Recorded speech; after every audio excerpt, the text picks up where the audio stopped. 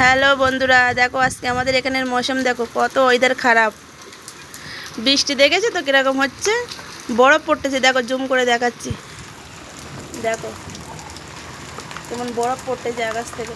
আমি তো প্রথমবার দেখলাম গাইস, সেই ছোটোবেলায় একবার দেখেছিলাম আর এই প্রথম দেখলাম।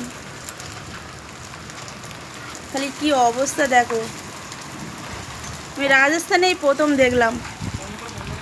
ছোটোবেলায় একবার দেখেছিলাম আমার দেশে কলকাতাতে, আর এই রাজস্থানে প্রথম। কি অবস্থা, রাজস্থানে এরকম তো দেখাই যায় না, তো এই দেখলাম প্রথম। খুব ভালোও লাগছে।